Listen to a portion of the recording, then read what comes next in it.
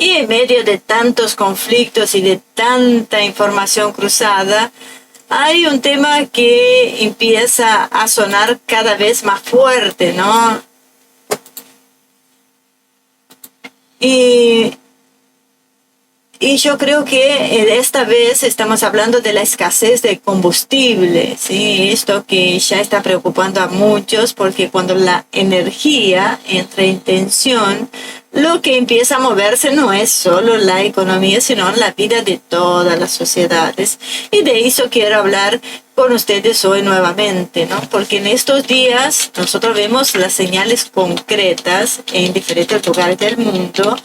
Hay países que empiezan a tomar medidas de emergencia, ¿no? Los mercados que están reaccionando de alguna manera ante la preocupación de lo que está sucediendo.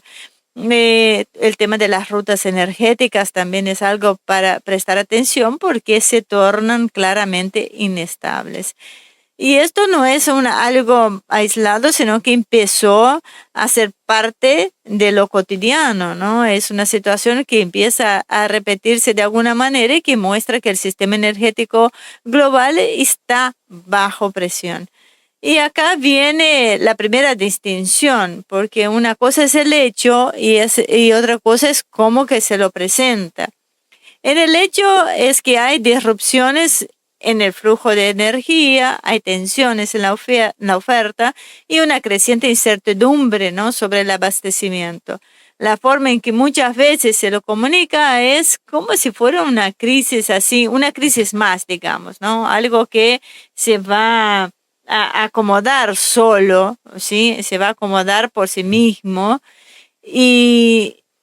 Pero bueno, cuando uno observa realmente los actores al mismo tiempo que empiezan a intervenir para asegurar que el suministro, para redirigir los cargamentos o para prepararse para posibles, posibles desabastecimientos, ¿no?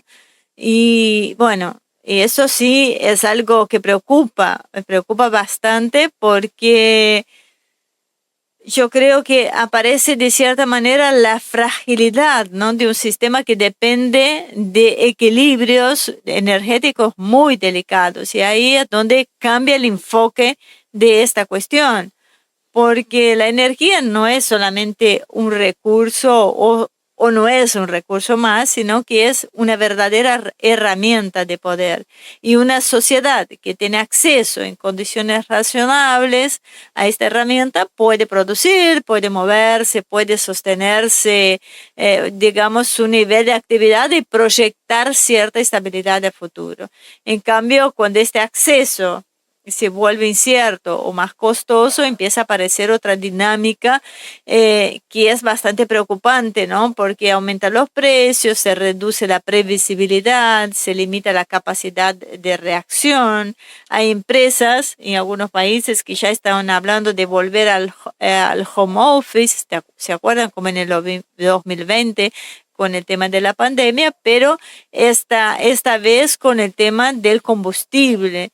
Y este proceso no es neutro para nosotros. Yo creo que va moldeando, como lo hizo en aquel 2020, nuestro comportamiento, ¿no? El comportamiento de las sociedades que empiezan a adaptarse a un escenario más restrictivo. Yo creo que de alguna manera se naturalizan ciertos ajustes, se aceptan las condiciones que antes hubieran generado mayor resistencia y claramente se instala la idea de que hay variables que ya no dependen de las decisiones propias. ¿Se acuerdan que en el 2020 pasó algo muy similar? Que no podíamos decidir, o sea, estábamos atados a todo lo que sucede, a esta crisis, ¿no? Esta crisis sanitaria que sucedía en aquel momento. Y hoy estamos viendo con una crisis de combustible, a diferencia que vas a poder moverte, vas a poderte ir a lugares, pero no vas a poder usar tu auto porque va a estar restringido el acceso al combustible. Va a haber, y imagínate que los precios, los valores van a subir muchísimo, va a cambiar nuestra forma de movernos. Y algunos países sí van a tener algún margen para redirigir sus fuentes de abastecimiento. Argentina podría tener esta capacidad, no necesariamente tiene que verse afectada. Podría negociar las condiciones, amortiguar el impacto, pero otros países no.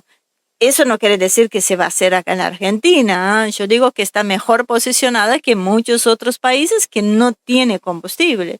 Y ahí yo creo que aparece una diferencia estructural mucho más clara, ¿no? Entre quienes van a poder maniobrar esta crisis de alguna manera y quienes van a quedar expuestos a ella. En lo particular, yo creo que acá en la Argentina vamos a estar sumamente expuestos, porque si bien somos productores, si bien exportamos, nosotros estamos atados a las injerencias externas a nuestra propia soberanía, ¿sí? Y por supuesto que eso también tiene consecuencias directas en términos de seguridad, porque la seguridad, cuando uno habla, no es únicamente una cuestión militar, ¿no? Sino también es la capacidad de una sociedad de sostener su funcionamiento básico, las cosas mínimas, porque cuando un país no puede garantizar la energía de una manera estable, su autonomía empieza a reducir. Obviamente empieza a reducir, y cuando se reduce esta autonomía, aumenta la dependencia de estas decisiones que toman otros. Y acá yo siquiera hablo del presidente de turno, ¿eh? Esto es lo más complicado. Y en los países más vulnerables esto se va a sentir rápido, como en la Argentina, por ejemplo.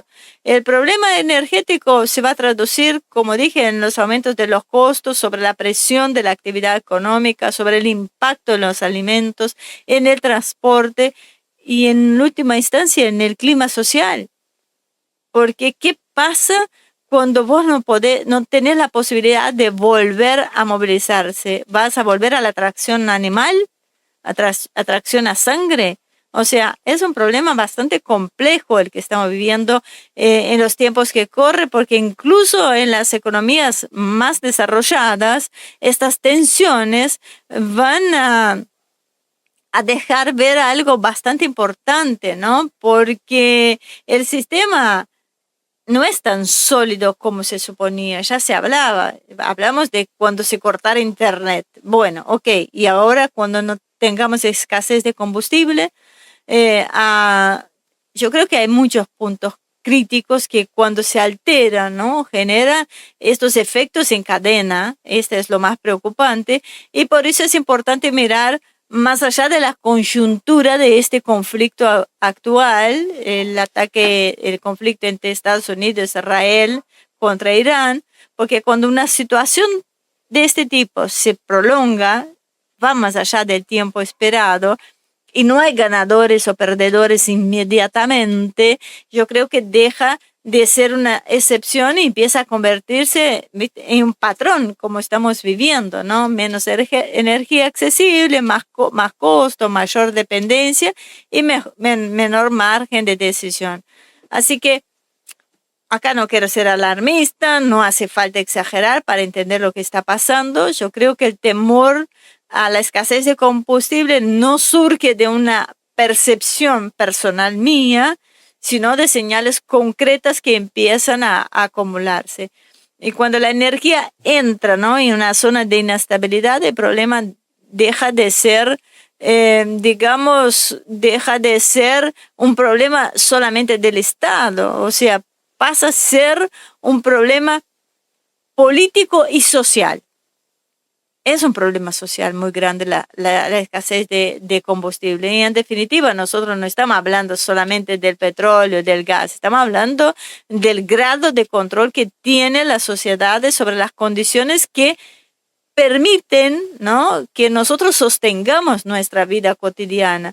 Y cuando estas condiciones empiezan a depender cada vez más de factores externos, cuando no tenemos soberanía, no tenemos autonomía para decidir, y lo que está en juego no es solo la economía, no es una cuestión solamente económica. Yo creo que es la capacidad de una sociedad o de un Estado de un país de decidir sobre sí mismo.